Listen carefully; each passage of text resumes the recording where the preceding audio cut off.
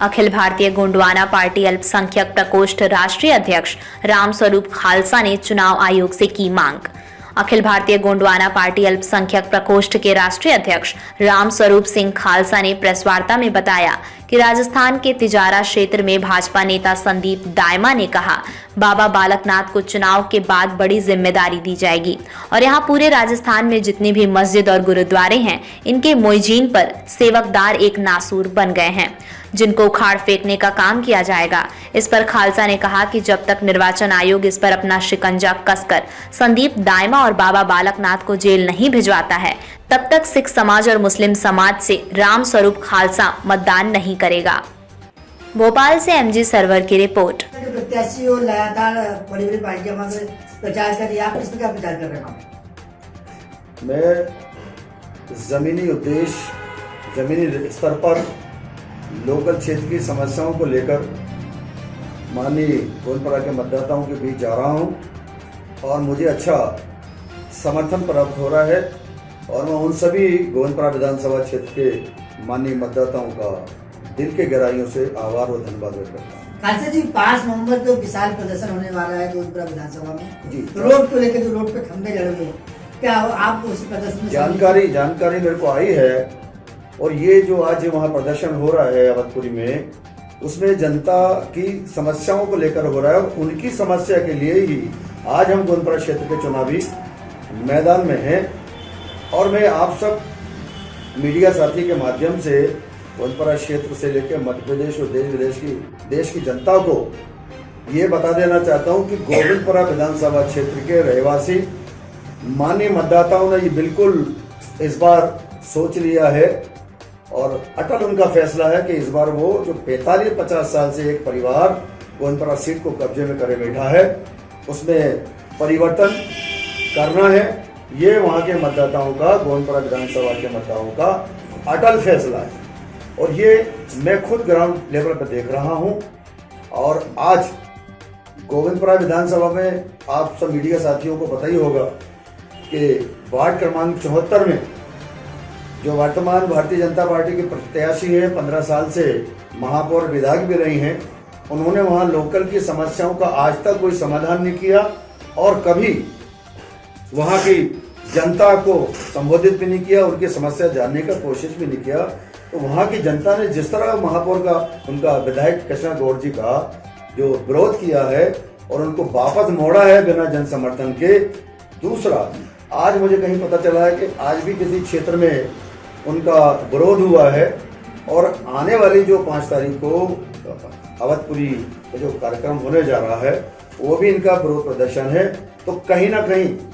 इस चीज पे विश्वास के साथ हम कह सकते हैं, हम माननीय गोंदपरा के जो मतदाता हैं उनका समर्थन करते हैं और उनकी इस समस्या को ठप्पा लगा के आपको बताते हैं कि परिवर्तन, परिवारवाद के परिवर्तन की शुरुआत हो चुकी है और गोविंदपुरा विधानसभा क्षेत्र की आम जनता, वहां की माताएं बहनें, युवा साथी, माननीय मतदाता, वरिष्ठ नागरिक और मेरे दोस्त और भाइयों ने ये अटल फैसला लिया है कि इस बार चाहे जो भी हो, गोविंदपुरा विधानसभा से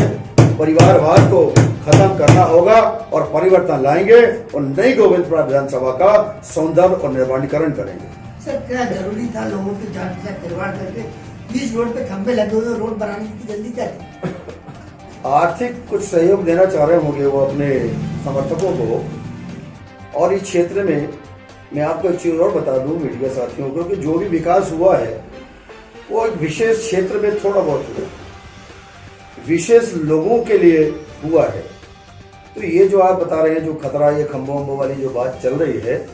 ये इसलिए हो रही है कि कुछ लोगों को विशेष रूप से फायदा पहुंचाने के लिए ये किया जा रहा है। इसलिए उन्हें शायद वहां के विधानसभा के जो मतदाता हैं, नागरिक हैं, उनको कितना खतरा है वो एहसास नहीं हो रहा है। दूसरी चीज,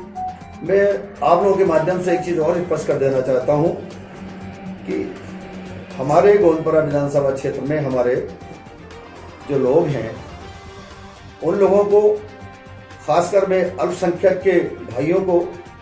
और हमारी जो सिख समाज है, उस सिख समाज की समूची साथ संगत से, कमेटियों से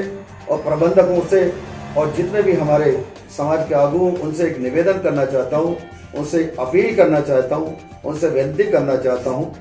कि पहले आप सब भली भांति जानते हैं कि पहले कांग्रेस ने जो सिख कत्लेआम का, सिख नस्ल कुशी का जो एक मुकाम हासिल किया है, उसमें तो महारत है उनको। ठीक उसी दिशा में आज हमारे देश की भारतीय जनता पार्टी भी उस दिशा की तरफ जा रही है, जिसका प्रमाण राजस्थान के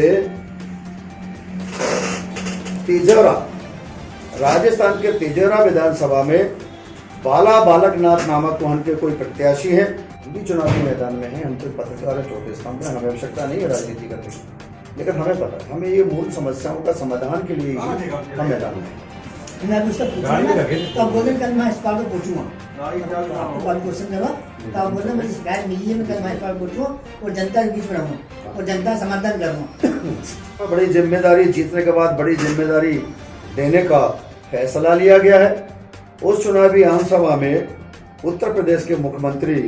योगी जी की उपस्थिति में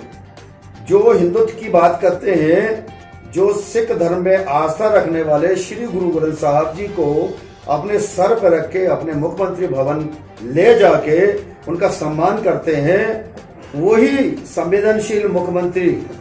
योगी आदित्यनाथ जी की सभा में मंच के माध्यम से सभा को संबोधित करते हुए भारतीय जनता पार्टी के पदाधिकारी संदीप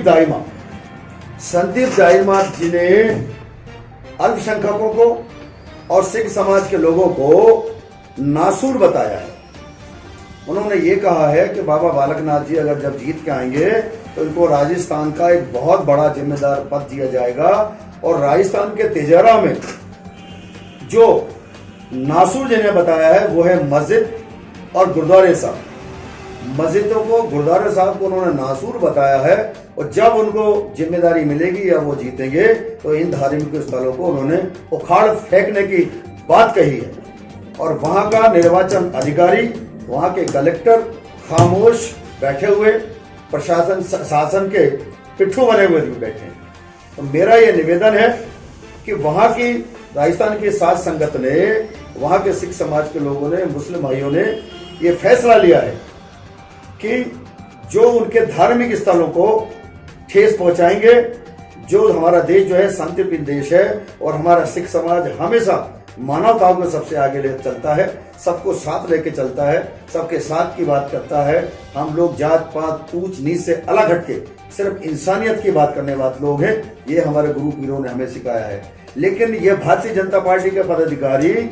देश में एकता और अखंडता को खत्म करने में लगे हुए हैं। भारतीय जनता पार्टी वो नासूर बनी हुई है, और भारतीय जनता पार्टी के लोगों को मस्जिदें और गुरुद्वारे, गुरु साहिबान के हमारे गुरुद्वारे, वो उन्हें नासूर समझते हैं। तो हम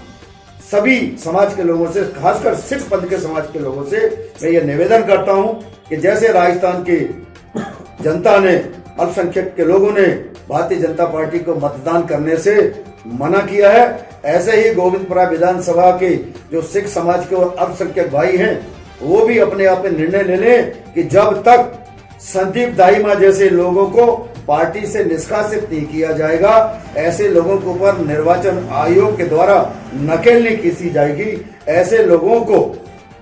एफआईआर दर्ज करके, मुकदमे दर्ज करके जेल के पीछे नहीं ढकेला जाएगा, तब तक गोविंदपुरा विधानसभा और मध्य प्रदेश का सिख समाज, मुस्लिम भाई, क्रिश्चियन समाज भारतीय जनता पार्टी को मतदान नहीं करेगा। ये मेरी निवेदन है, विनती है।